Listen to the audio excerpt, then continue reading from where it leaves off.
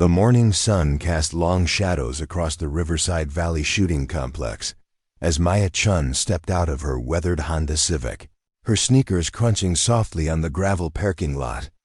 The air was crisp with the scent of pine and gunpowder, a combination that had become as familiar as her morning coffee. She adjusted the strap of her worn canvas bag, the same one she'd carried since her college days, and walked toward the registration, building with quiet determination. Before we jump back in, tell us where you're tuning in from, and if this story touches you, make sure you're subscribed, because tomorrow I've saved something extra special for you. The complex sprawled across 40 acres of rolling hills, its modern facilities a stark contrast to the rustic landscape surrounding it. Glass-fronted buildings housed state-of-the-art equipment, while outdoor ranges stretched into the distance like mathematical precision made manifest. This was where the nation's top competitive shooters came to train, where Olympic dreams were forged and shattered, where reputations were built on the difference between perfection and near perfection. Maya had never belonged here, and everyone knew it. The registration desk was staffed by Jennifer Walsh, a woman whose perfectly manicured nails clicked against her keyboard with the rhythm of someone who had processed thousands of applications. She looked up as Maya approached, her expression shifting from professional courtesy to barely concealed confusion. Maya's registration form had been submitted online weeks ago, but seeing her in person seemed to create a disconnect that Jennifer couldn't quite reconcile. Maya wore a simple gray hoodie that had seen better days, its sleeves pushed up to reveal forearms that showed no particular muscle definition. Her jeans were practical rather than fashionable, and her sneakers bore the kind of wear that suggested they'd been chosen for comfort rather than style. Her hair was pulled back in a simple ponytail, held by an elastic band that had lost its original color somewhere between uses. She carried no expensive equipment case, no custom rifle bag, no indication whatsoever that she belonged among the elite athletes who typically populated these grounds. Maya Chun? Jennifer asked, her voice carrying the kind of professional politeness that masked deeper skepticism. Her eyes scanned the computer screen, then returned to Maya's face, as if she were looking for some hidden sign that would make the numbers make sense. "That's me," Maya replied softly, her voice carrying a slight accent that hinted at her family's origins, but had been softened by years of American education. She reached into her bag and pulled out her identification, the plastic card showing a photograph that looked remarkably similar to the woman standing before Jennifer, despite the clerk's apparent disbelief. Jennifer's fingers hesitated over the keyboard. The registration system showed Maya's qualifying scores, numbers that had earned her a spot in the upcoming Western States Precision Championship. But those scores seemed impossible when matched against the unassuming woman standing before her. In a sport where confidence was worn like armor and expensive equipment was displayed like trophies, Maya's quiet demeanor and modest appearance created a cognitive dissonance that Jennifer couldn't resolve. "Your qualifying scores," Jennifer said carefully. "They're quite impressive." The words came out sounding more like a question than a statement, as if she were giving Maya an opportunity to explain the discrepancy or perhaps admit to some kind of error. Maya simply nodded, offering no elaboration. She had learned long ago that explanations rarely changed people's initial impressions, and that sometimes silence was the most eloquent response to doubt. Her qualifying scores had been submitted through the same system as everyone else's, verified by the same officials, held to the same standards. The fact that people found them difficult to believe was their problem, not hers. The registration area buzzed with activity as other competitors arrived for the weekend's training sessions. The Western States Precision Championship was still 3 weeks away, but the complex had become a second home to many of the athletes who would compete. They moved through the space with the easy confidence of people who belonged, their conversations peppered with technical jargon and casual references to international competitions. Dr. Richard Morrison emerged from the equipment check area, His custom rifle case slung over his shoulder with the practiced ease of someone who had been doing this for decades. He was a prominent figure in the competitive shooting world, a former Olympic team member who now coached some of the sport's rising stars. His presence commanded attention without effort, his silver hair and perfectly pressed polo shirt marking him as someone of consequence. He noticed Maya immediately, not because she stood out, but because she didn't. In a space filled with athletes who carried themselves with obvious purpose, her quiet presence created a kind of negative space that drew attention through its very ordinariness. His eyes moved from her face to her equipment bag, then back to her face, his expression shifting through a series of micro-expressions that suggested he was trying to solve a puzzle. "First time here?" he asked, approaching with the kind of casual authority that suggested he had every right to question anyone's presence. His tone was friendly enough, but carried an undercurrent of skepticism that had become his default when encountering unfamiliar faces in familiar spaces. Maya looked up from the registration form she was completing, her pen pausing mid-signature. "No," she said simply, her voice carrying neither defensiveness nor elaboration. She had been coming to the complex for 6 months now, but always during off-peak hours, always keeping to herself, always occupying the spaces that others ignored. Dr. Morrison's eyebrows rose slightly, as if her answer had surprised him. He prided himself on knowing every serious competitor in the region, and her face was not one he recognized. "I'm Richard Morrison," he said, extending his hand with the confidence of someone whose name should mean something. "I coach several of the athletes who'll be competing in the championship." "Maya Chun," she replied, shaking his hand with a grip that was firm but unremarkable. Her calluses were in the wrong places for someone who spent significant time handling firearms, and her handshake lacked the deliberate strength that many competitive shooters cultivated. "Maya Chun," Dr. Morrison repeated, as if testing the name against his memory.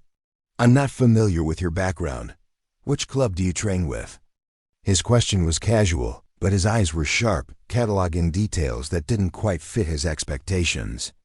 "I don't train with a club," Maya said, returning her attention to the registration form. The question wasn't unusual, but the way it was asked suggested that Dr. Morrison found her answer implausible.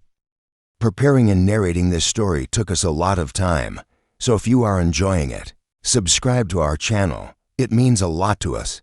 Now back to the story. Most serious competitors were affiliated with established programs, coached by recognized instructors, part of a network that validated their credentials through association. Jennifer, who had been listening to the conversation while processing Maya's paperwork, exchanged a glance with Dr. Morrison. The look that passed between them was subtle but significant, a shared moment of professional skepticism that spoke to their experience with the sport's hierarchy. Maya's lack of institutional affiliation was more than unusual. It was practically unprecedented at this level of competition. "Self-taught then?" Dr. Morrison pressed, his tone suggesting that he found this explanation even more unlikely than the alternatives. Competitive marksmanship was a discipline built on accumulated knowledge, refined technique, and constant feedback. The idea that someone could reach championship level without formal instruction challenged everything he understood about the sport. Maya finished filling out the form and handed it to Jennifer, who accepted it with the kind of careful attention usually reserved for documents that might contain explosives. "Something like that," Maya said, her response offering no additional information despite Dr. Morrison's obvious interest in extracting more details. The conversation was interrupted by the arrival of Sarah Kim, a rising star in the competitive shooting world who had recently secured sponsorship deals with 2 major equipment manufacturers. She moved with the fluid confidence of someone who had been competing at the highest level since her teens, her custom gear arranged with the precision of someone who understood that every detail mattered. "Dr. Morrison," Sarah said, her voice carrying the easy familiarity of a successful student addressing a respected mentor. I saw your car in the parking lot. Are you here for the weekend training session? Just checking in on preparations. Dr. Morrison replied, his attention still partially focused on Maya, who had stepped aside to allow other competitors to complete their registration. Sarah, I'd like you to meet Maya Chun. She's registered for the championship. Sarah's gaze shifted to Maya, her expression cycling through the same sequence of confusion and skepticism that had marked Jennifer's initial reaction. Maya's appearance didn't match any of the categories that Sarah's experience had taught her to expect. She wasn't a veteran competitor whose reputation preceded her, wasn't a young prodigy whose potential was obvious, wasn't even a recreational shooter whose enthusiasm made up for her lack of skill. Maya Chun, Sarah repeated, as if the name might become more familiar through repetition. I don't think we've met. Are you new to competitive shooting? Maya shook her head slightly, a gesture that managed to convey both an answer and a reluctance to provide more information. Her qualifying scores were a matter of public record, accessible to anyone who cared to look them up.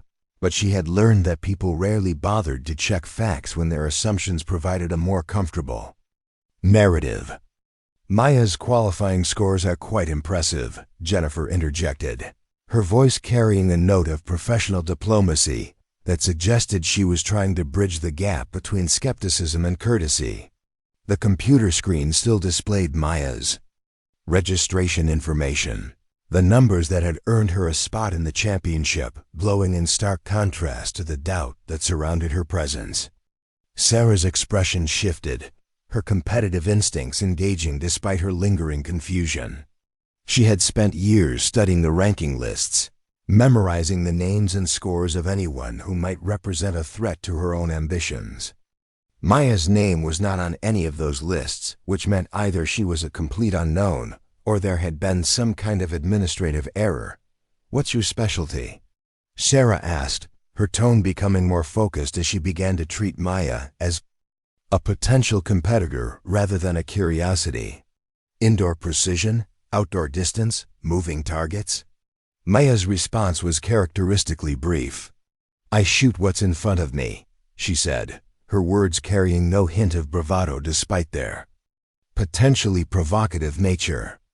In a sport where athletes specialized in specific disciplines, trained for particular conditions, and built their reputations on consistent performance in narrow categories, her answer suggested either remarkable versatility or remarkable naivety.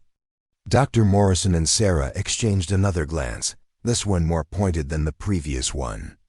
Maya's response had crossed the line from unusual to potentially problematic. The Western States Precision Championship was not a casual competition where good intentions could substitute for proven ability. It was a qualifying event for national team selection, a gathering of athletes whose skills had been honed through years of dedicated training. The championship includes several different disciplines, Dr. Morrison said carefully, his voice taking on the tone of someone delivering information that might be uncomfortable to hear. Precision shooting at various distances, moving targets, time-constrained scenarios. Most competitors focus on one or two areas where they can excel.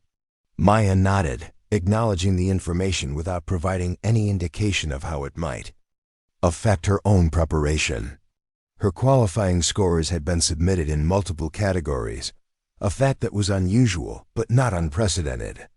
What was unprecedented was the combination of those scores with her apparent lack of formal training or institutional support.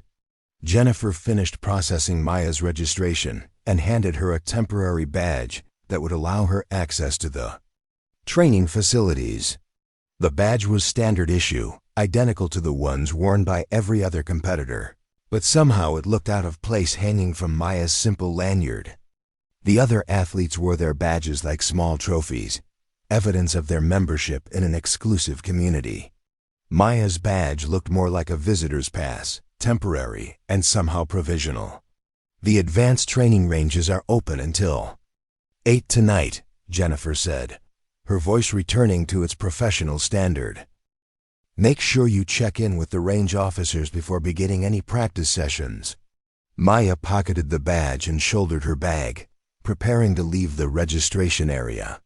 The conversation had lasted longer than she had intended, drawn out by questions that she had no particular interest in answering. Her goal was simple: complete her registration, access the training facilities, and prepare for the championship in her own way. "Maya," Dr. Morrison called out as she began to walk away. "If you're looking for training partners or technical advice, my athletes are always willing to help newcomers get oriented." She paused, turning back to face him with an expression that was polite but unreadable. "Thank you," she said, her words carrying the kind of finality that suggested the conversation was complete. "I'll keep that in mind." As Maya walked away, the three people she left behind stood in a moment of shared bewilderment. Her interaction with them had been perfectly cordial, entirely professional, and somehow completely unsatisfying. She had answered their questions without providing any real information, acknowledged their offers without accepting them, and left them with more questions than they had started with. "There's something off about her," Sarah said, her voice low enough that only Dr. Morrison and Jennifer could hear. "I mean, look at her equipment bag.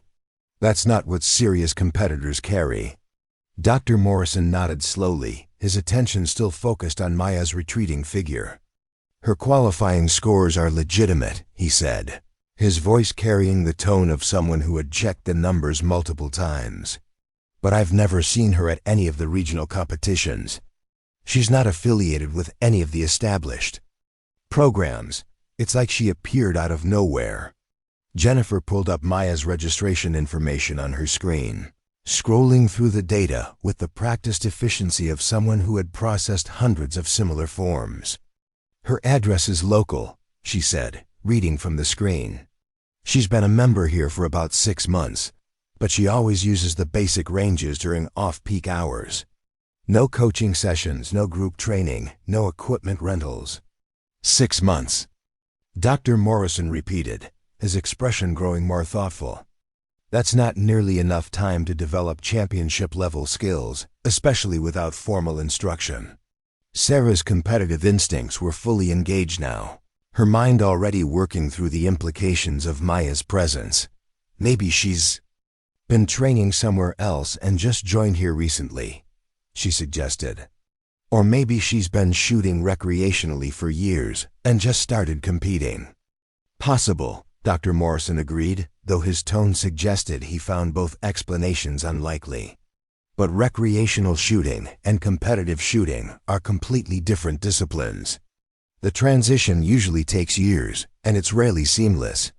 The conversation was interrupted by the arrival of Marcus Thompson, another of Dr. Morrison's athletes, who approached with the easy confidence of someone who had been training at the facility for years. He was a former military marksman who had transitioned to competitive shooting after his service, bringing with him the kind of technical precision that made him a formidable opponent. "Dr. Morrison," Marcus said, his voice carrying the respectful familiarity of a student addressing a mentor. "I saw you talking to someone I didn't recognize. New competitor?" "Maya Chun," Sarah replied before Dr. Morrison could respond. "She's registered for the championship, but none of us have seen her before." Marcus's expression shifted, his professional interest engaging despite his initial casual inquiry. "Maya Chen," he repeated, his voice carrying a note of recognition that surprised the others. "I think I've seen her here before. Early morning sessions, usually when the place is almost empty." Dr. Morrison's attention sharpened, his curiosity piqued by Marcus's observation. "You've seen her shoot?" Marcus nodded slowly, his expression growing more thoughtful as he accessed his memory. "A few times, but always from a distance. She uses the basic ranges, nothing fancy. I never really paid attention because she seemed like just another recreational shooter." "What kind of equipment does she use?" Sarah asked, her competitive instincts driving her to gather as much information as possible about a potential rival. "That's the thing," Marcus said, his voice carrying a note of confusion. Nothing special. Basic rifle, standard scope, off-the-shelf ammunition. The kind of setup you'd expect from someone who shoots as a hobby, not someone who competes professionally. The group fell silent for a moment, each of them processing this information in the context of Maya's qualifying scores. Competitive shooting was a sport where equipment could make the difference between winning and losing, where athletes spent thousands of dollars on custom rifles, precision optics, and specialized ammunition. The idea that someone could achieve championship-level performance with basic equipment challenged their understanding of the sport's requirements. Maybe she's just very skilled, Jennifer suggested, though her tone indicated she found this explanation as unlikely as the others. Some people have natural talent that transcends equipment limitations. Dr. Morrison shook his head slowly, his expression reflecting years of experience with competitive shooting. Natural talent is important, he said, but it's not enough. At this level, championship-level marksmanship requires technical knowledge, physical conditioning, mental preparation, and equipment optimization. It's not something you can achieve through talent alone. Marcus nodded in agreement, his military background providing him with a perspective that complemented Dr. Morrison's coaching experience. In the military, we had soldiers who were natural shots, he said. But even they needed extensive training to reach their potential. And military marksmanship is different from competitive shooting. The standards are higher, the margins for error are smaller. Sarah's expression had grown more serious as the conversation progressed, her competitive instincts now fully engaged. So what are we saying? She asked. That her qualifying scores are somehow fraudulent. The question hung in the air like a challenge, forcing each of them to confront the implications of their doubt. Maya's scores were a matter of official record, submitted through the same system used by every other competitor, verified by the same officials who oversaw all qualifying events. Questioning their validity was a serious accusation that would require serious evidence. "I'm not saying anything," Dr. Morrison replied carefully, his voice carrying the measured tone of someone who understood the weight of such accusations.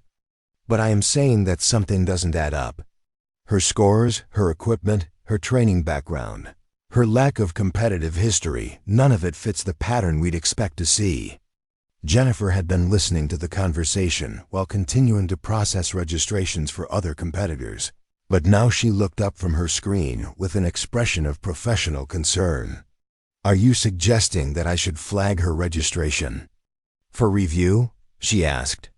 "Because that would require specific grounds, not just general skepticism."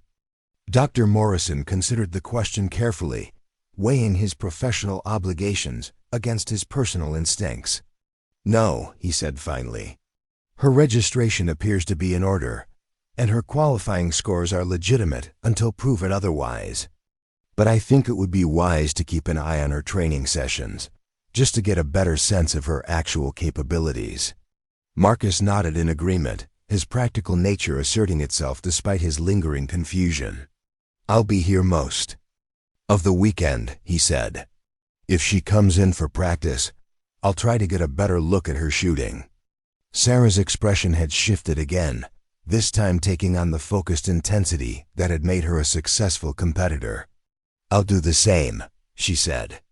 "If she's as good as her scores suggest, I want to know what we're up against." The conversation was drawing to a close, but the questions it had raised would linger long after the participants had dispersed. Maya's presence had created a ripple of uncertainty in a community that prided itself on knowing exactly where everyone stood. Her qualifying scores had earned her a place in their championship, but her quiet demeanor and modest appearance had earned her their skepticism. As the group began to disperse, each returning to their own training routines, Maya was already making her way toward the basic ranges where she had spent countless hours over the previous 6 months. The facility was quieter now, the initial rush of weekend arrivals having settled into the focused intensity that characterized serious training. She passed through the equipment check area without drawing attention, her basic rifle case and simple accessories failing to register as noteworthy to the staff members, who were accustomed to processing far more elaborate setups. The range officers nodded politely as she presented her temporary badge, their professional courtesy masking the same kind of casual dismissal she had encountered at the registration desk. The basic ranges were located in the older section of the complex, their concrete construction and utilitarian design contrasting sharply with the modern facilities that housed the more advanced training areas. These ranges were typically used by recreational shooters, beginners, and athletes who were working on fundamental skills. They were not the kind of place where championship-level competitors usually spent their time. Maya claimed a shooting position at the far end of the range, away from the handful of other shooters who were taking advantage of the weekend training opportunities. Her setup was methodical but unremarkable, her movements efficient, but lacking the theatrical precision that many competitive shooters cultivated. She assembled her equipment with the quiet competence of someone who had performed these actions countless times. Her rifle was a standard production model, well-maintained, but showing signs of regular use. The scope was good quality, but not exceptional, the kind of optic that serious recreational shooters might choose for its reliability rather than its cutting-edge performance. Her ammunition was commercial grade, purchased in standard quantities rather than custom-loaded to specific requirements. To any casual observer, Maya's setup would have appeared perfectly adequate for recreational shooting, but insufficient for serious competition. The gap between her equipment and her qualifying scores created a puzzle that would have been difficult to solve without seeing her actually shoot. She began her practice session with a series of slow, deliberate shots at standard targets, each one placed with mechanical precision. Her stance was textbook perfect, her breathing controlled, her trigger pull smooth and consistent. But there was something in her approach that suggested she was not simply following learned techniques but rather expressing an understanding that went deeper than formal instruction. As her practice session progressed, Maya's shots began to form patterns that would have been remarkable to anyone qualified to interpret them. Her groupings were tight beyond what her equipment should have been capable of producing, her consistency unwavering despite the passage of time. She was shooting with a level of precision that belonged in the advanced ranges using equipment that belonged in the basic ones. The range officer who monitored the basic ranges was a retired police instructor named Tom Bradley, a man whose 30 years of experience had taught him to recognize real skill when he saw it. He had been watching Maya's sessions for months, initially out of casual professional interest, but increasingly out of genuine curiosity. Tom had seen thousands of shooters during his career, from nervous beginners to seasoned professionals. He had learned to read the signs that distinguished natural talent from learned skill, recreational enthusiasm from competitive dedication. Maya's shooting defied easy categorization, displaying characteristics that shouldn't have coexisted in the same person. Her technique was flawless, but it wasn't the kind of flawlessness that came from endless repetition of coaching drills. Her equipment was basic, but she was achieving results that should have required far more sophisticated tools. Her demeanor was calm and focused, but she lacked the intensity that usually characterized competitive athletes. As Maya concluded her practice session, Tom found himself approaching her position with the kind of professional curiosity that had driven his interest in marksmanship for decades. He had questions that he wasn't sure how to ask, observations that he wasn't sure how to interpret. "Nice shooting," he said, his voice carrying the kind of respectful acknowledgement that one professional gives to another. "You've got good fundamentals." Maya looked up from her equipment, her expression polite but guarded. "Thank you," she replied, her words carrying no invitation for further conversation. Tom hesitated, weighing his professional obligations against his personal curiosity. "I've been watching your sessions," he said carefully. "Your groupings are impressive, especially considering your equipment setup. Maya's response was characteristically brief. "The equipment works fine," she said, her words carrying neither defensiveness nor elaboration. "I'm sure it does," Tom replied, his tone suggesting that he understood the distinction between equipment that worked and equipment that performed at championship levels. "But I'm curious about your background. Are you planning to compete professionally?" Maya finished packing her equipment before responding, her movements deliberate and unhurried. "I'm registered for the championship," she said, her words providing factual information without addressing the underlying question about her qualifications or expectations. Tom nodded slowly, recognizing the diplomatic non-answer that Maya had perfected through months of similar conversations. "The championship is a serious competition," he said. "The other competitors are going to be using some very sophisticated equipment." "I know," Maya replied, shouldering her equipment bag and preparing to leave. "But I'm not them." The statement hung in the air between them, simple words that carried implications neither of them chose to explore. Tom watched as Maya walked away, her quiet departure leaving him with the same sense of unresolved questions that had characterized every interaction he had witnessed between her and other members of the shooting community.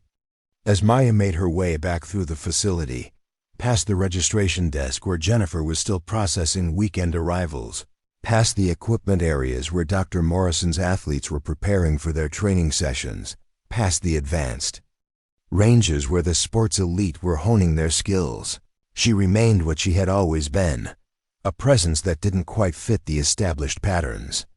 Her qualifying scores had earned her a place in the championship, but her quiet demeanor and modest appearance had earned her the skepticism of people who believed they understood what excellence looked like. The gap between their expectations and her reality would continue to widen until the moment when performance would speak louder than appearances.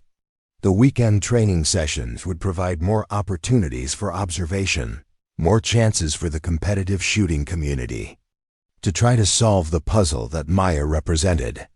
But Maya herself seemed unconcerned with their curiosity, focused instead on her own preparation for a competition that would ultimately judge her not by her equipment or her background but by her ability to hit targets when it mattered most. The sun was beginning to set as Maya reached her car, its weathered exterior looking even more modest in the parking lot filled with expensive vehicles that announced their owners' commitment to their sport.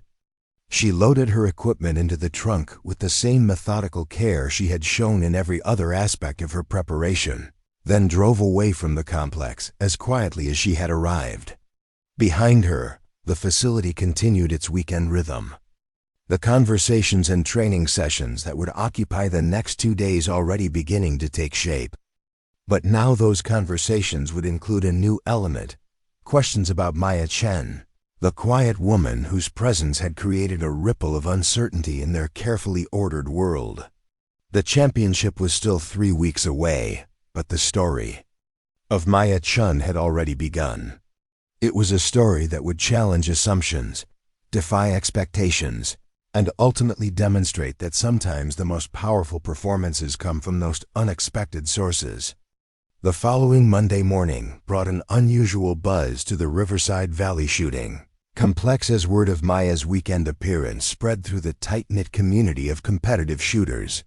What had begun as casual curiosity during her registration had transformed into something more pointed, more deliberate, as athletes and coaches began to share their observations and theories about the mysterious newcomer. Sarah Kim arrived early for her scheduled training session, her custom equipment arranged with the precision that had become her trademark.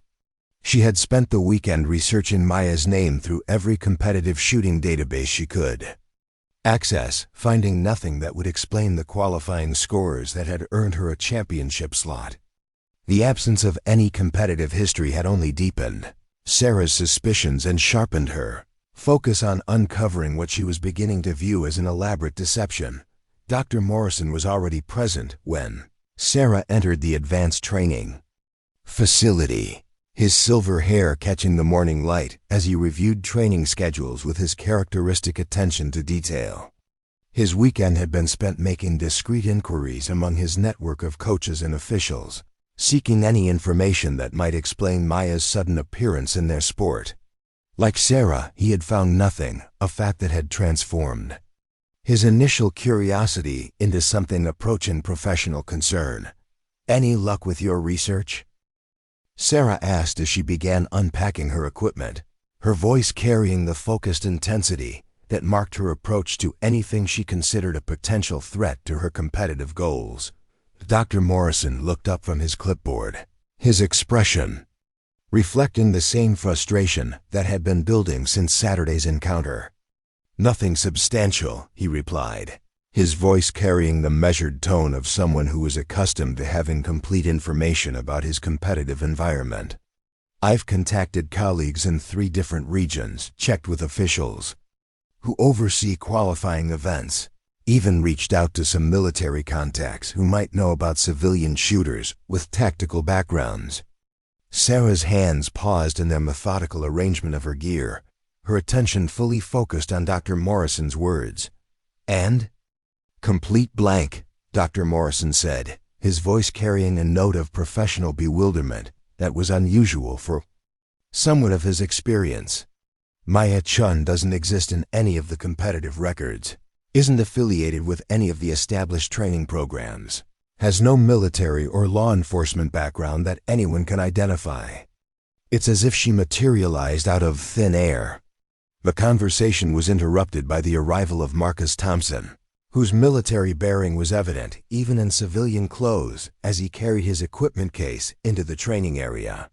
His weekend observation attempts had been more successful than the research efforts of his teammates, though what he had observed had only added to the mystery rather than resolving it. "I saw her again yesterday evening," Marcus announced without preamble, his direct communication style reflecting his military background.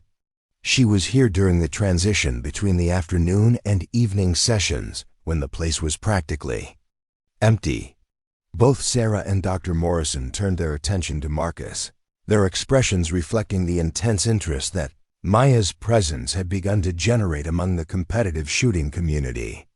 Any new information about her capabilities or background had become valuable currency in their efforts to understand what they were dealing with. "What did you see?" Dr. Morrison asked, his coaching instincts engaging as he prepared to process whatever intelligence Marcus had gathered. Marcus set down his equipment case and leaned against the workbench, his expression reflecting the kind of careful analysis that had served him well during his military career. "She was using the basic ranges again, same setup as before. Standard rifle, basic scope, commercial ammunition. But her performance was unlike anything I've seen from recreational shooters." Sarah's competitive instincts sharpened, her mind already working through the implications of Marcus's observation. "Define unlike anything," she said, her voice carrying the precision of someone who understood that details mattered when assessing potential competitors. "Perfect consistency," Marcus replied, his words carrying the weight of professional assessment. "I watched her fire 30 rounds at varying distances, and her groupings were tighter than what most of our advanced athletes achieve with far superior equipment. No variation in point of impact, no degradation in precision over time, no adjustment period between different ranges." Dr. Morrison's expression grew more serious as he processed this information, his years of coaching experience providing him with the context to understand exactly how unusual Marcus's description was. 30 rounds without any variation?" he asked, seeking clarification on a detail that challenged his understanding of human marksmanship capabilities. "None that I could detect from my observation position," Marcus confirmed. "And I was using binoculars from the upper observation deck, so I had a clear view of her targets. Each shot placement was deliberate, controlled, and precise to a degree that shouldn't be possible with her equipment setup." The 3 athletes fell silent for a moment, each processing the implications of Marcus's report in the context of their own experience with competitive shooting. Maya's performance, as described, represented a level of consistency that even Olympic-level athletes struggled to achieve, accomplished with equipment that belonged in recreational rather than competitive settings. "There's something else," Marcus continued, his voice carrying a note of professional puzzlement that reflected his inability to reconcile what he had observed with his understanding of marksmanship fundamentals. Her shooting position and technique were flawless, but they weren't textbook. She wasn't following any of the standard competitive shooting methodologies that we teach or that you'd learn in formal instruction. Sarah's brow furrowed as she considered this additional information, her competitive mind working to understand how someone could achieve championship-level performance while apparently operating outside the established technical framework of their sport. "What do you mean by not textbook?" she asked. Her stance was perfect but personalized, Marcus explained, his military background providing him with the analytical framework to assess technical performance. Her grip was consistent, but adapted to her specific physical characteristics. Her breathing pattern was controlled, but didn't follow any of the standard rhythms we teach. It was like watching someone who had developed their own system from scratch and perfected it through practice rather than instruction. Dr. Morrison's expression reflected the growing complexity of the puzzle that Maya represented, his coaching experience providing him with multiple frameworks for understanding athletic development, but none that seemed to apply to her situation. "Self-taught athletes can sometimes develop unusual but effective techniques," he said, though his tone suggested he found this explanation insufficient for the level of performance Marcus had described. "That's what I thought initially," Marcus replied, but the precision level was beyond what self-taught athletes typically achieve. This wasn't someone who had developed good fundamentals through trial and error. This was someone whose technique appeared to have been refined to an extraordinary degree through methods we don't understand. The conversation was interrupted by the arrival of Lisa Park, another of Dr. Morrison's advanced athletes who had been competing at the national level for several years. Her equipment case and professional demeanor marked her as someone who belonged in the advanced training facility, but her expression carried the same kind of focused curiosity that had been spreading through the competitive shooting community. "Are you talking about the mystery woman from this weekend?" Lisa asked as she began setting up her equipment, her voice carrying the casual tone of someone joining a conversation that had become commonplace. "I heard she showed up with basic equipment and somehow qualified for the championship."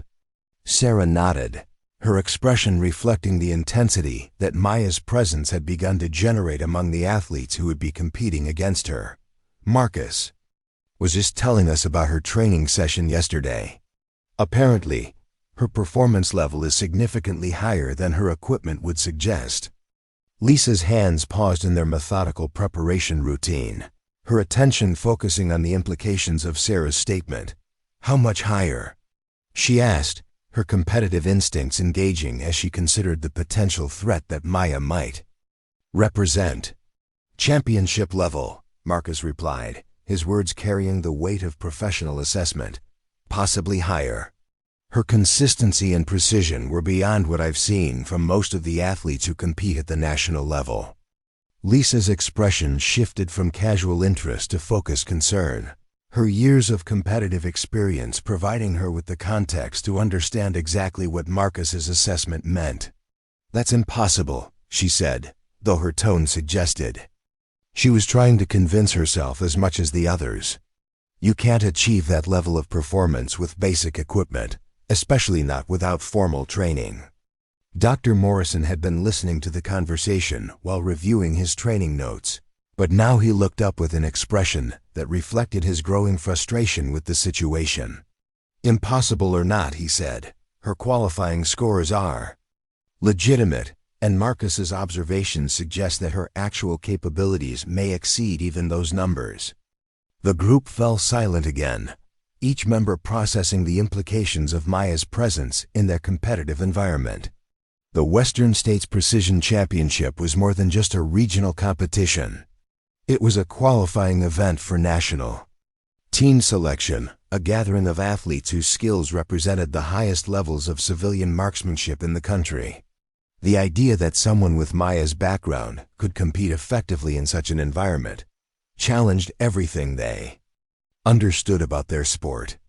"Maybe we should test her," Sarah suggested, her voice carrying the kind of competitive edge that had driven her success in the sport. "Set up some kind of informal challenge that would give us a better sense of her actual capabilities." Dr. Morrison considered the suggestion carefully, weighing the potential benefits of gathering more information against the professional obligations that governed his role as a coach and mentor. "What kind of test did you have in mind?"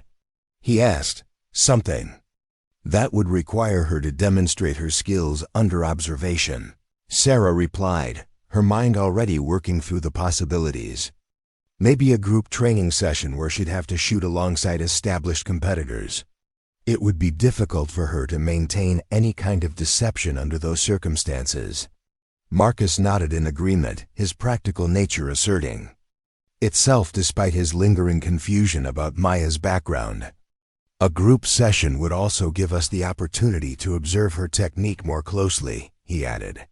"If she's using some kind of unconventional methodology, we might be able to identify it." Lisa's expression reflected the same mixture of curiosity and competitive concern that had been driving the conversation. "When is the next group training session?" she asked. Dr. Morrison consulted his schedule, his finger tracing down the list of planned activities. "Wednesday evening," he said. "We have a multidiscipline session scheduled that includes precision shooting, moving targets, and time-constrained scenarios. All of the championship competitors are invited to participate." "Perfect," Sarah said, her voice carrying the satisfaction of someone who had identified a solution to a complex problem. "If Maya is planning to compete in the championship, she need to practice all of those disciplines. Wednesday's session would be the ideal opportunity to see how she performs under more challenging conditions." The conversation continued as the athletes began their individual training routines, but the focus had shifted from casual curiosity about Maya to deliberate planning for what they were beginning to view as a necessary assessment of her capabilities. The competitive shooting community was small and close-knit, bound together by shared experiences and mutual respect for proven ability. Maya's presence had disrupted that comfortable familiarity, creating uncertainty in an environment that prided itself on clear hierarchies and established reputations. As word of Wednesday's planned assessment spread through the facility, other competitors began to take notice of the situation. Maya's name appeared in casual conversations with increasing frequency, always accompanied by questions about her background, her equipment, her training methods, and her qualifying scores. The mystery surrounding her presence had begun to generate the kind of focused attention that she had clearly been trying to avoid. Tom Bradley, the range officer who had observed Maya's practice sessions, found himself fielding questions from athletes and coaches who had heard about her unusual situation. His professional obligations required him to maintain confidentiality about individual shooters' performance, but the questions he was receiving suggested that Maya's presence had become a matter of community interest rather than individual curiosity. "She's a legitimate number," Tom told Dr. Morrison when asked directly about Maya's status at the facility. "Her membership is current, her range fees are paid, and she follows all safety protocols. Beyond that, I can't discuss individual shooters' performance or training routines." Dr. Morrison nodded, acknowledging the professional boundaries that Tom was required to maintain. "Of course," he said. "But hypothetically, if someone was achieving championship-level performance with basic equipment, what would that suggest about their background or training methods?" Tom considered the question carefully, his 30 years of experience providing him with multiple frameworks for understanding exceptional marksmanship performance. "Hypothetically," he said, "it would suggest either extraordinary natural talent, unconventional but effective training methods, or previous experience that isn't reflected in their current presentation. Which do you think is most likely? Dr. Morrison pressed, his coaching instincts driving him to gather as much information as possible about a potential competitive threat. In my experience, Tom replied, extraordinary natural talent is rare but real. Unconventional training. Methods can be effective, but usually produce recognizable patterns. Previous experience that isn't reflected in current presentation is more common than people think, especially among athletes who have transitioned between different disciplines or different contexts. Dr. Morrison filed this information away for future consideration, adding it to the growing collection of observations and theories that surrounded Maya's presence at the facility. Each piece of information raised as many questions as it answered, contributing to a picture that remained frustratingly incomplete despite the considerable attention it was receiving. As Tuesday arrived, the anticipation for Wednesday's group training session had begun to build among the competitive shooting community. Athletes who had never shown interest in multidiscipline training suddenly discovered scheduling conflicts that would require them to attend. Coaches who normally focused on individual instruction found reasons to observe group sessions. Even facility staff members who usually maintained professional distance from competitive activities began making arrangements to be present during the evening session. Maya, meanwhile, continued her regular practice routine with the same quiet focus that had characterized her presence at the facility from the beginning. She arrived during off-peak hours, used the basic ranges, and maintained the low profile that had initially allowed her to avoid attention. If she was aware of the growing interest in her upcoming performance, she gave no indication of it. Her Tuesday evening practice session was observed by more people than usual, though she seemed unaware of the additional attention. Marcus had positioned himself on the upper observation deck again, this time accompanied by two other athletes who wanted to see for themselves what he had described. Their observations confirmed his earlier reports.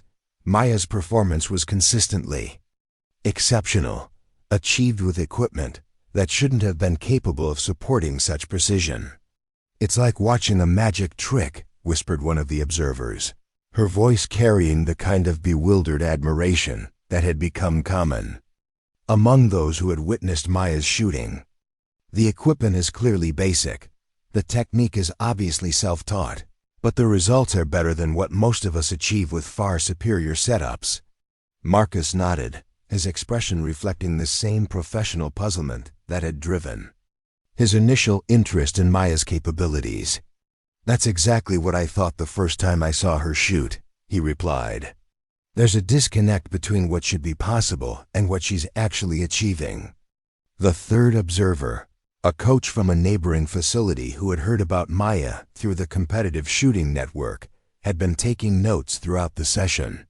"Her trigger control is extraordinary," he observed, his voice carrying the analytical tone of someone who had spent years studying marksmanship technique. "Most shooters have some variation in their trigger pull, even at the advanced level. Hers appears to be mechanically consistent." "That's what I noticed too," Marcus agreed. "It's not just that she shoots well, it's that she shoots with a level of consistency that approaches mechanical precision. It's almost inhuman." The conversation continued in whispers as the observers tried to reconcile what they were seeing with their understanding of human marksmanship capabilities. Maya's performance challenged not just their assumptions about equipment requirements, but their understanding of the physical and mental limitations that governed their sport. As Maya concluded her practice session and began packing her equipment, the observers dispersed quietly, each carrying with them new questions about what they would witness during Wednesday's group training session. The anticipation that had been building throughout the week was approaching a climax, with Maya scheduled to demonstrate her capabilities in direct comparison with established competitors for the first time. Wednesday morning brought an unusual energy to the Riverside Valley shooting complex as staff members prepared for what had become the most anticipated training session in the facility's recent history. Dr. Morrison arrived early to review the Session plan. Ensuring that the multidiscipline format would provide adequate opportunities to assess Maya's capabilities across different types of shooting challenges. Sarah Kim spent her morning reviewing video footage of previous training sessions, studying the techniques and performance levels of the other athletes who would be participating. Her competitive preparation had become more intense as her awareness of Maya's potential threat level had increased, driving her to analyze every aspect of the upcoming session with unprecedented thoroughness. Marcus Thompson arrived with additional observation equipment, including a high-powered spotting scope that would allow him to monitor target impact patterns with greater precision than his previous observations had provided.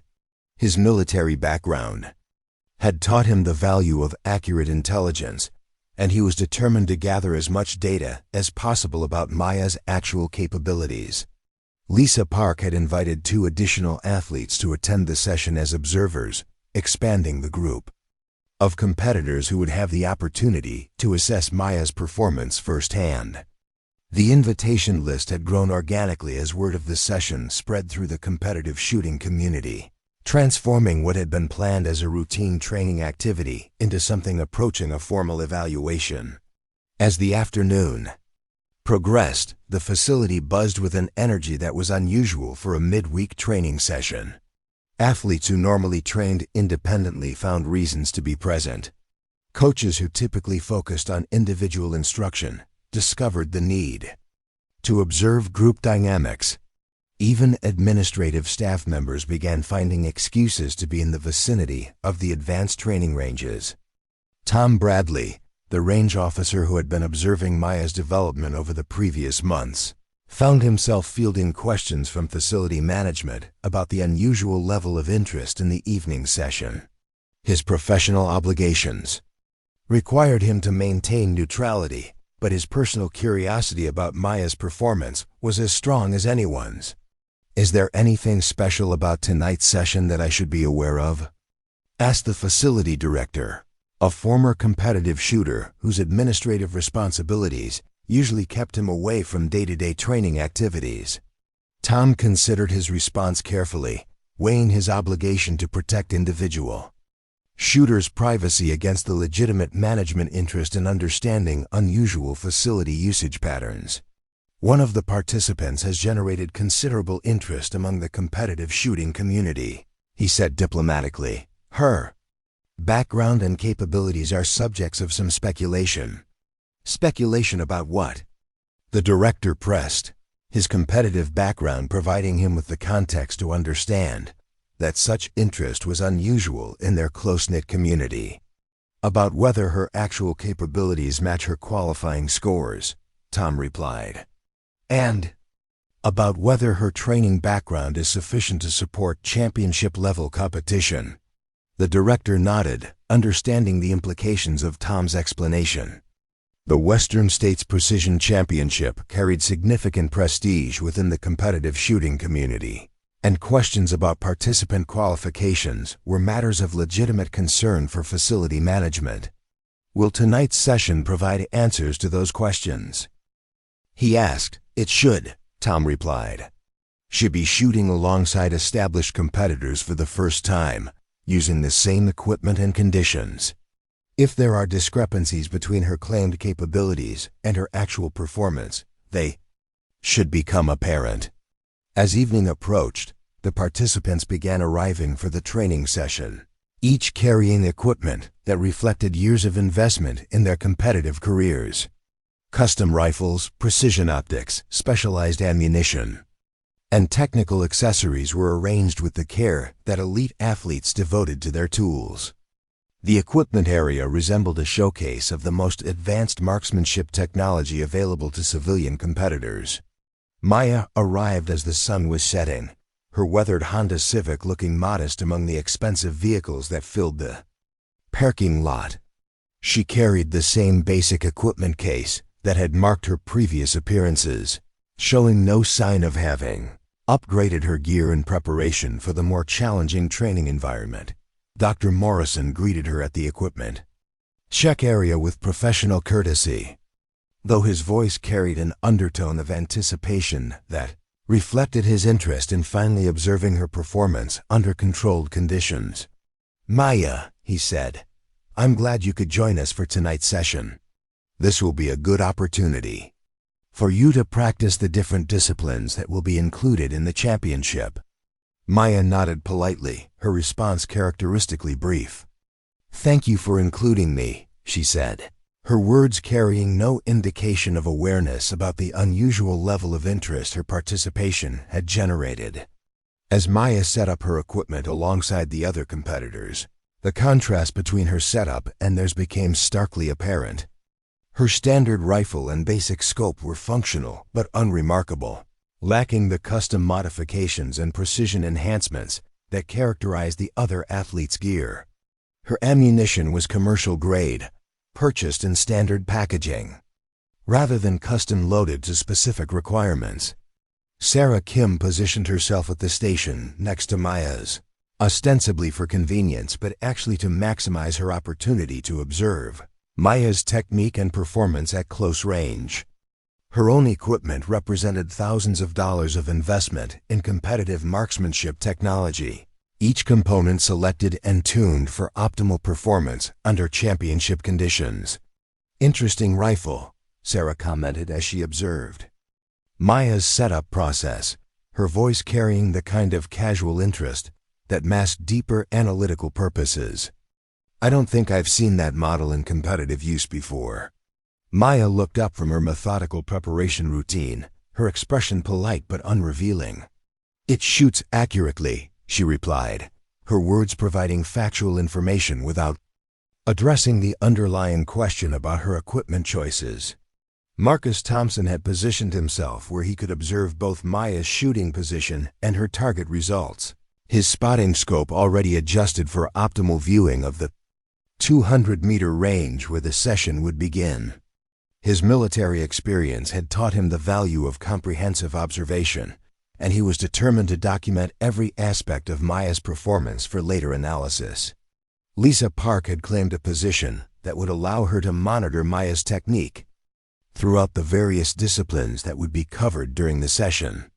Her years of competitive experience had taught her to recognize the subtle indicators that distinguished exceptional shooters from merely good ones, and she was prepared to catalog every detail of Maya's approach.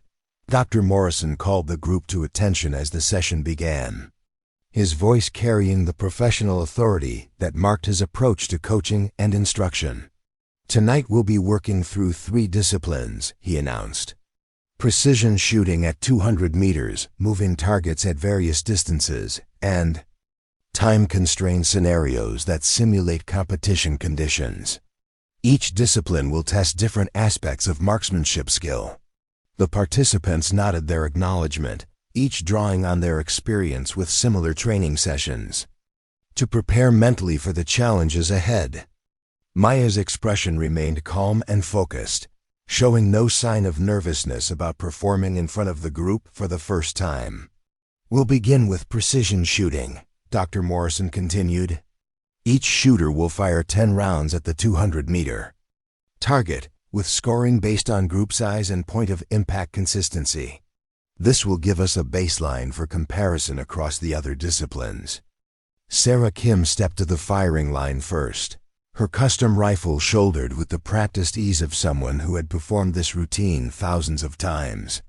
Her shooting position was textbook perfect, refined through years of professional instruction and competitive experience.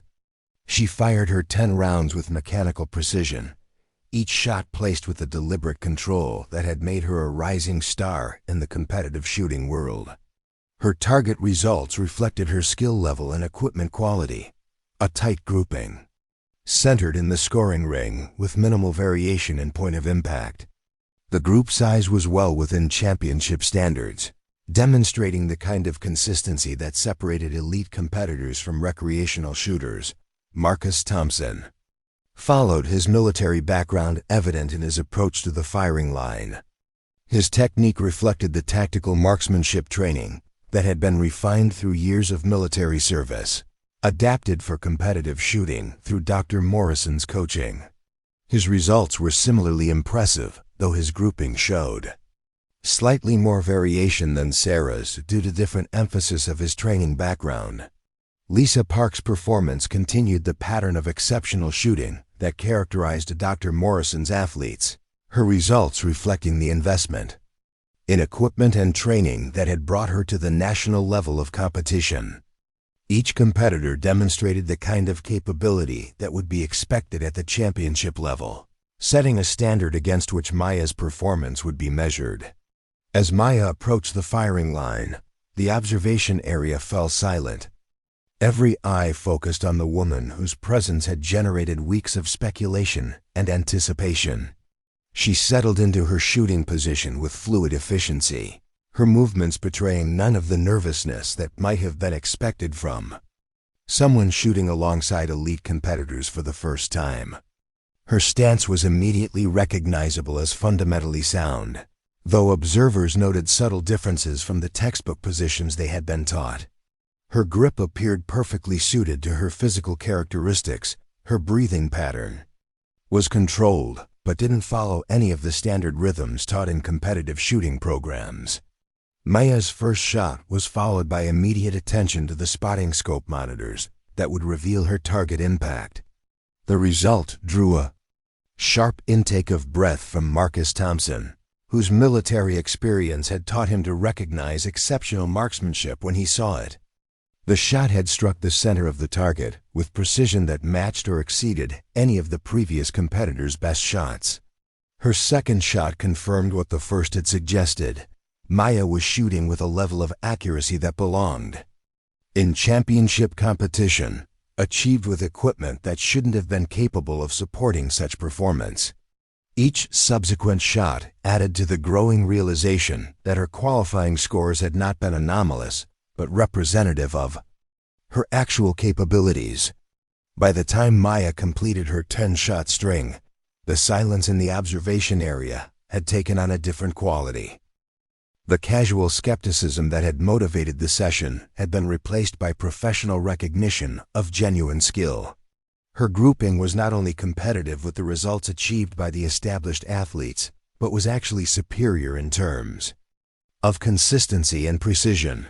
Dr. Morrison studied the target results with the careful attention of someone whose professional reputation was built on accurate assessment of athletic performance. Maya's group size was smaller than any of the other competitors had achieved. Her point of impact variation was minimal, and her overall precision represented a level of marksmanship that he had rarely seen even among Olympic-level athletes. "Outstanding shooting," he said, his voice carrying the kind of professional acknowledgement that he reserved for exceptional performance. The words were simple, but coming from a coach of his caliber, they represented recognition that Maya's capabilities were genuine rather than imagined. Sarah Kim's expression reflected the complex mixture of emotions that competitive athletes experienced when confronted with superior performance from unexpected sources. Her own shooting had been excellent by any objective standard, but Maya's results had demonstrated a level of capability that challenged her assumptions about her own position in the competitive hierarchy. Marcus Thompson was studying his notes with the focused attention that had characterized his military career, documenting details of Maya's technique and performance for later analysis. His observations confirmed what the target results had suggested. Maya was operating at a level that exceeded the capabilities of most championship-level competitors, achieved through methods that didn't match any of the standard training approaches. "Moving targets," Dr. Morrison announced, his voice carrying a note of professional interest that reflected his growing appreciation for Maya's capabilities. "This discipline will test your ability to track targets and time your shots for optimal impact. Each shooter will engage 5 targets moving at different speeds and directions." The moving target discipline represented a significant increase in difficulty from the static precision shooting that had opened the session. Success required not only marksmanship skill, but also the ability to calculate lead angles, track moving objects, and time shot execution with split-second precision. It was a discipline that typically favored athletes with extensive training and experience. Sarah Kim approached the moving target challenge with the confidence that had characterized her competitive career, but her performance reflected the increased difficulty of the discipline. Her results were solid but not exceptional, demonstrating competent technique without the extraordinary precision that had marked her static shooting.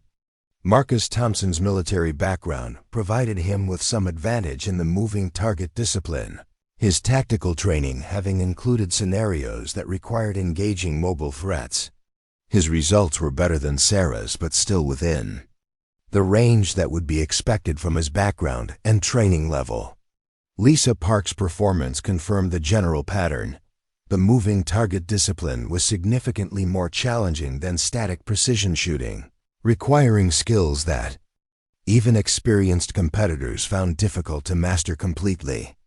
Her results were respectable, but demonstrated the kind of variation that separated this discipline from the more predictable static shooting challenges. As Maya prepared for the moving target challenge, the observation area buzzed with speculation about how her performance would translate to the more dynamic requirements of tracking and engaging mobile targets.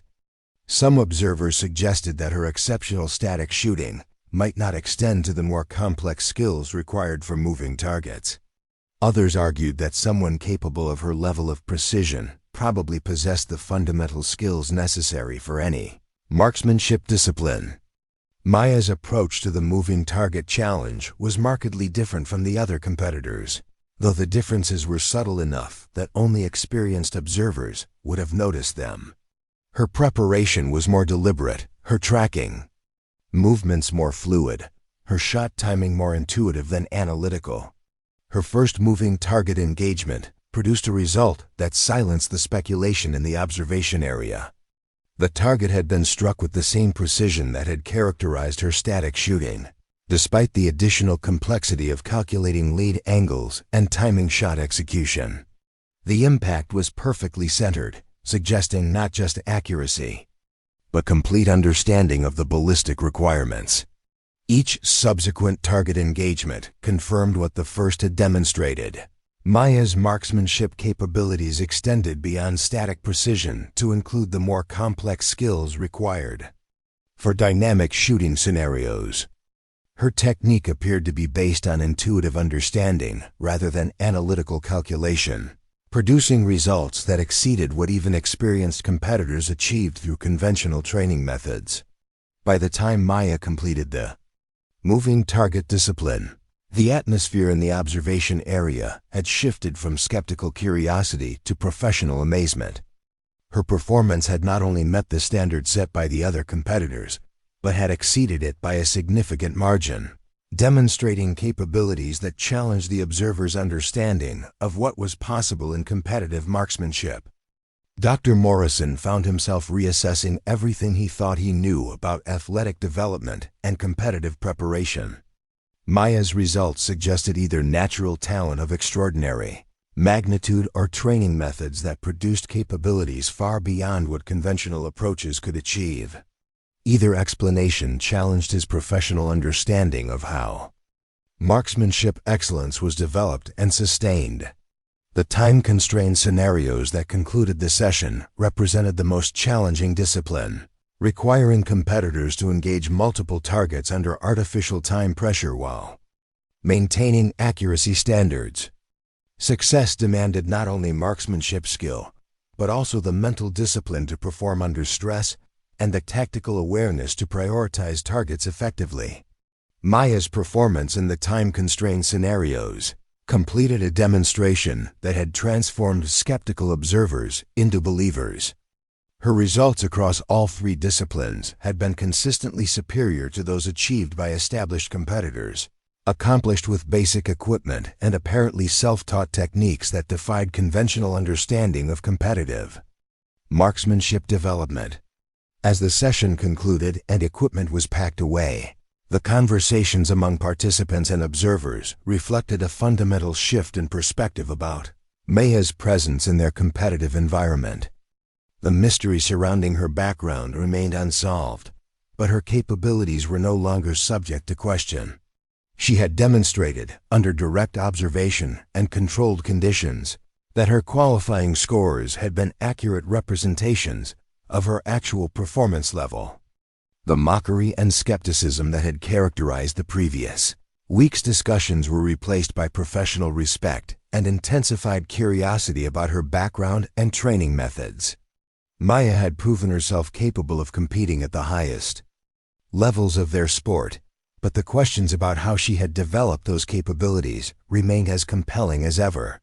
Sarah Kim found herself facing the uncomfortable realization that her assumptions about competitive hierarchies in training requirements had been challenged by someone whose presence she had initially dismissed. Maya's performance had not only been superior to her own, but had been achieved through methods that she didn't understand and with equipment that she had considered inadequate. Dr. Morrison's professional obligations as a coach required him to acknowledge exceptional performance regardless of its source, but his personal curiosity about Maya's development remained unsatisfied. Her demonstration had answered questions about her capabilities while raising new questions about her methods and background.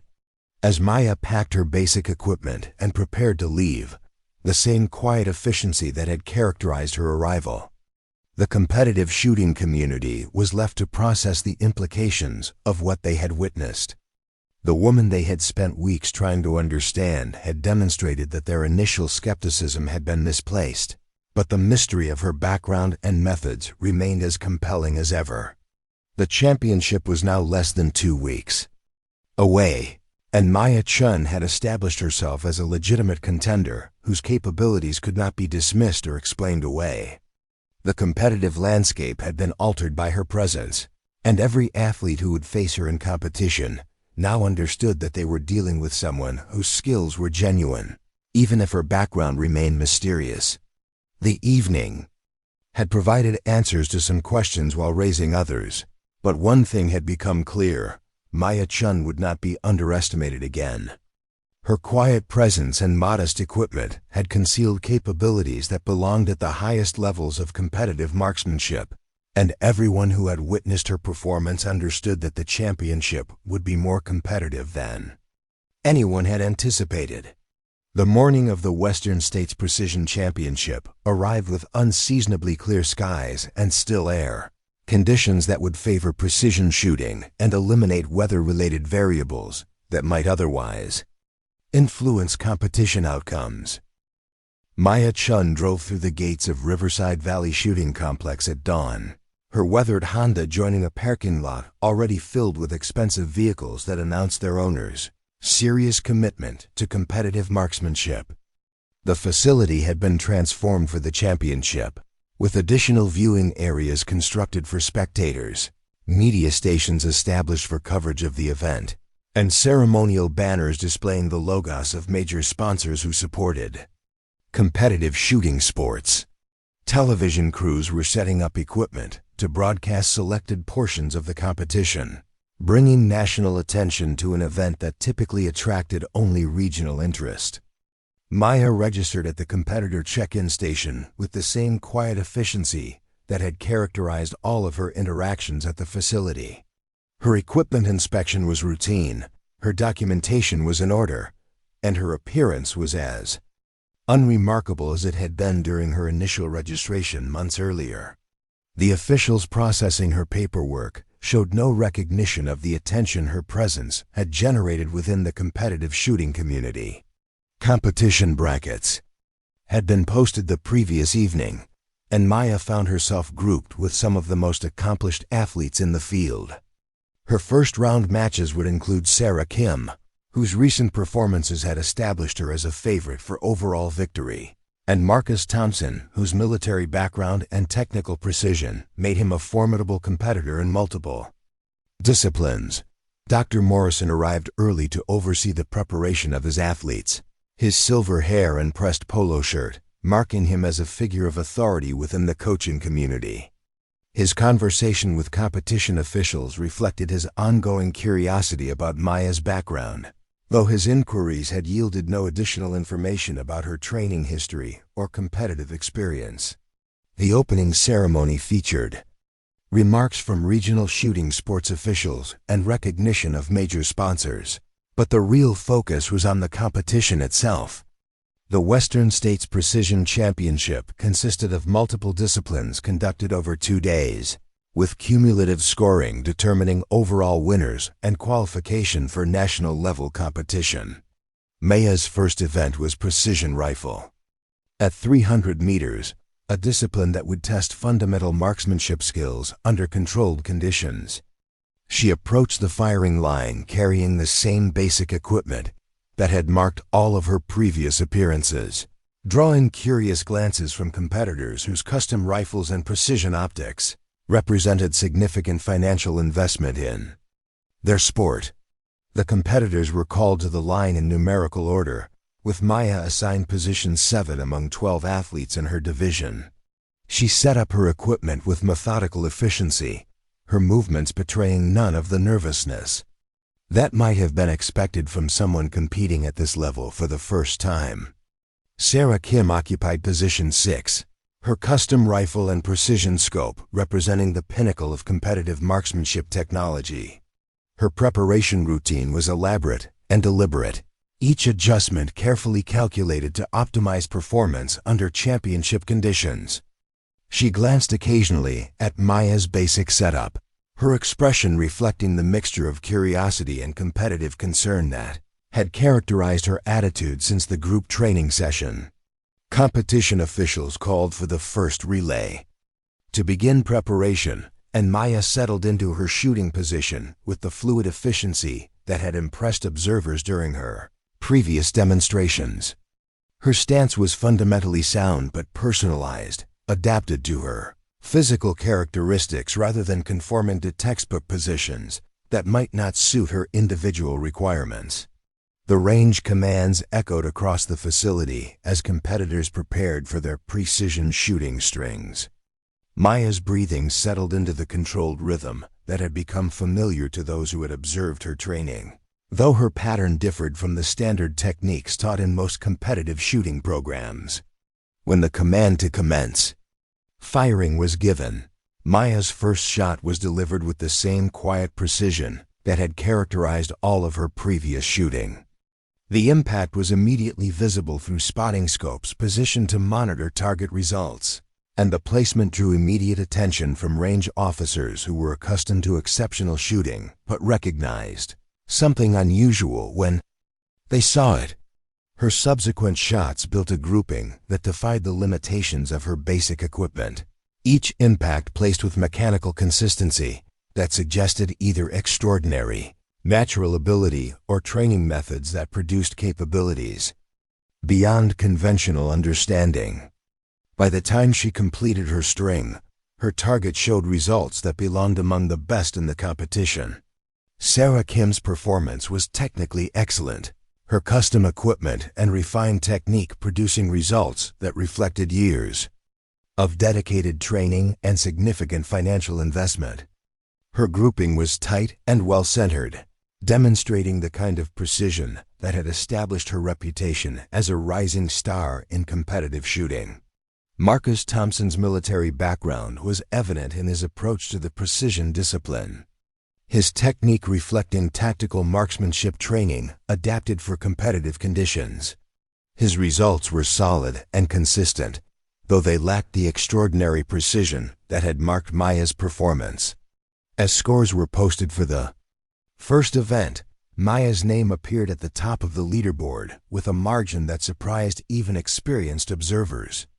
Her performance had not only been competitive, but had exceeded the results achieved by athletes with far superior equipment and established reputations. Competition officials verified the scores multiple times before posting them, their professional obligations requiring absolute accuracy in recording results that would determine championship outcomes. Maya's performance was legitimate and properly documented, though it challenged assumptions about equipment requirements and training backgrounds. The second event was moving targets at varying distances, a discipline that tested tracking ability and shot timing in addition to fundamental marksmanship skills. Maya approached this challenge with the same calm focus that had marked her precision shooting, her preparation routine unchanged despite the increased complexity of the discipline. Moving target shooting required competitors to engage 5 targets, moving at different speeds and directions, with scoring based on hit placement and timing accuracy. Success demanded not only marksmanship skill, but also the ability to calculate lead angles and time, shot execution with split-second precision. Maya's performance in the moving target discipline continued the pattern established during precision shooting. Her results consistently superior to those achieved by competitors with more conventional backgrounds and equipment. Her tracking was smooth and intuitive. Her shot timing appeared to be based on instinctive understanding rather than analytical calculation. Dr. Morrison observed Maya's moving target performance with growing amazement, his coaching experience providing him with the context to understand exactly how unusual her capabilities were. The fluidity of her target tracking and the consistency of her shot placement suggested training methods or natural abilities that exceeded anything he had encountered in decades of involvement with competitive shooting. Sarah Kim's moving target results were technically competent, but reflected the increased difficulty of the discipline compared to static precision shooting. Her performance was within expected parameters for her skill level and equipment, though it was clearly inferior to Maya's extraordinary demonstration. As the first day of competition concluded, Maya held commanding leads in both disciplines that had been contested. Her performance had silenced skeptics who had questioned her qualifying scores, while raising new questions about her background and training methods. The evening break provided an opportunity for competitors and officials to process the day's results and prepare for the second day's events. Conversations throughout the facility centered on Maya's performance, with speculation ranging from theories about hidden training backgrounds to suggestions of extraordinary natural talent. Tom Bradley, the range officer who had observed Maya's development over previous months, found himself fielding questions from competition officials who were trying to understand her sudden prominence in their sport. His professional obligations required confidentiality about individual shooters, but he could confirm that her performance was consistent with what he had observed during her training. "Has she always shot at this level?" asked the competition director, whose responsibility for event integrity required him to investigate any anomalies that might affect championship legitimacy. Tom considered his response carefully, weighing his obligation to protect shooter privacy against the legitimate need to ensure competition integrity. "Her performance today is consistent with what I've observed during her training sessions," he said diplomatically. "She has always demonstrated exceptional capabilities." The second day opened with the most challenging discipline, rapid-fire precision under time, constraints that simulated high-pressure competitive conditions. Competitors would engage multiple targets at varying distances within strict time limits, with scoring based on both accuracy and speed of engagement. Maya approached the rapid-fire discipline with the same methodical preparation that had marked her previous events, showing no sign of being affected by her commanding position in the overall standings or the attention her performance had generated. The rapid-fire course required competitors to engage 6 targets positioned at distances from 100 to 400 meters within a 4-minute time limit. Success demanded not only marksmanship precision, but also tactical awareness to prioritize targets and manage time effectively under artificial pressure. Maya's performance in the rapid-fire discipline completed a demonstration that had transformed her from an unknown quantity into the dominant presence at the championship. Her target engagement was systematic and efficient. Her shot placement maintained the same precision that had characterized her performance in the previous disciplines. Dr. Morrison watched Maya's rapid-fire performance with professional admiration that had replaced his initial skepticism. Her technique was flawless despite the time pressure. Her target prioritization was tactically sound, and her overall performance represented a level of capability that he had rarely seen even among Olympic-level athletes. As the final scores were calculated and verified, Maya's victory margin was substantial enough to eliminate any question about the legitimacy of her championship. She had not only won the overall competition, but had set new records in multiple disciplines, achieved with basic equipment that other competitors would have considered inadequate for serious competition. The awards ceremony was conducted with the formal protocol appropriate to a qualifying event for national competition, but the atmosphere was charged with the recognition that something extraordinary had occurred. Maya accepted her championship trophy with the same quiet dignity that had characterized all of her interactions at the facility. Competition officials announced that Maya's performance had qualified her for national team consideration, an honor that typically required years of competitive development and established reputation within the sport. Her achievement was unprecedented for someone with her apparent background and equipment limitations. Dr. Morrison approached Maya during the post-competition reception, his professional curiosity finally overcoming his previous reluctance to intrude on her privacy. "Maya," he said, his voice carrying genuine respect for her achievement, "your performance this weekend has been extraordinary. I hope you'll consider sharing some insights about your training methods." Maya looked up from the championship trophy she had been examining, her expression polite but characteristically reserved. "I appreciate the interest," she said, her words providing acknowledgement without commitment to further disclosure. "The shooting community could benefit from understanding your approach," Dr. Morrison continued, his coaching instincts engaged by the possibility of learning techniques that could improve his athlete's performance. "Your results suggest training methods that produce capabilities beyond what conventional approaches achieve." Maya considered his request carefully, weighing her natural inclination toward privacy against the recognition that her performance had generated legitimate professional interest. "Maybe we can discuss it sometime," she said, her response leaving the possibility open without making specific commitments. Sarah Kim approached during the conversation, her competitive instincts driving her to understand the methods that had produced Maya's superior performance. "I'd be interested in that conversation too," she said, her voice carrying the respectful tone that competitive athletes used when acknowledging superior ability. Marcus Thompson joined the group, his military background providing him with appreciation for exceptional performance regardless of its source.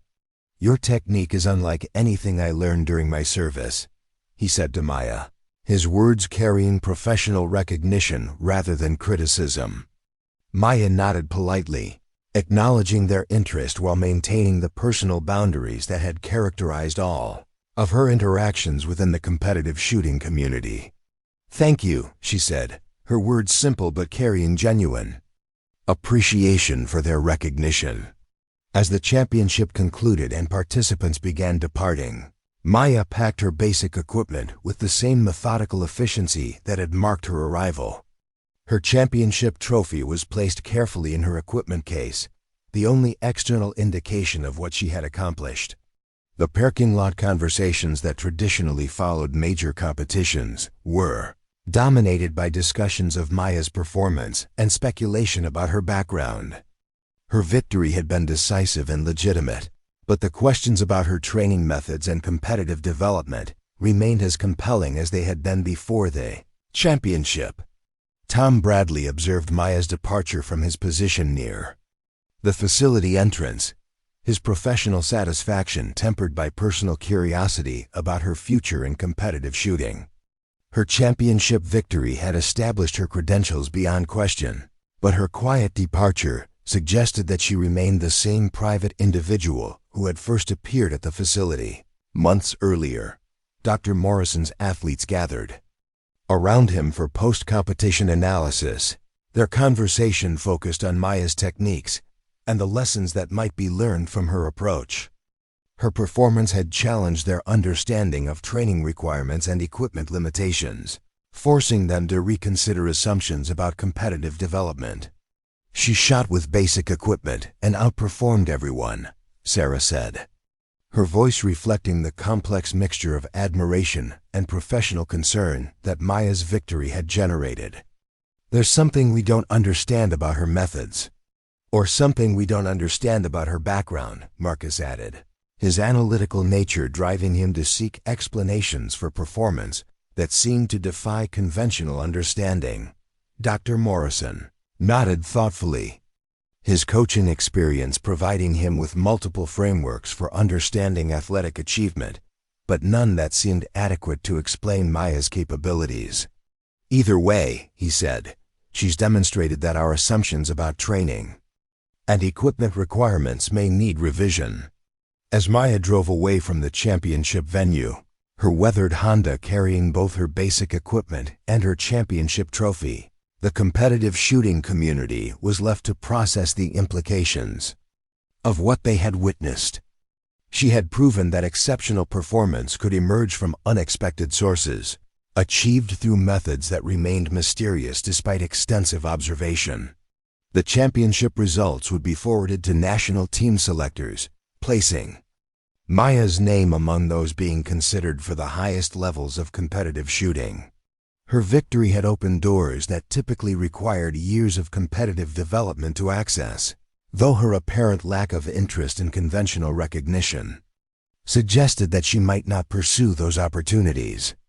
Media coverage of the championship focused on Maya's unexpected victory and the questions surrounding her background, though her reluctance to grant interviews limited the depth of their reporting. Her story would become part of competitive shooting folklore, a reminder that exceptional ability could emerge from sources that defied conventional understanding. The facility returned to its normal routine in the days following the championship, but conversations among regular users continued to center on Maya's performance and its implications for their understanding of competitive shooting. Her victory had challenged assumptions about training requirements and equipment limitations that had been accepted as fundamental truths. Maya's championship had proven that her qualifying scores had been accurate representations of her capabilities rather than administrative anomalies. Her performance under championship conditions had validated her presence in competitive shooting while preserving the mystery that surrounded her background and methods. Up next, you've got two more standout stories right on your screen. If this one hit the mark, you won't want to pass these up. Just click and check them out.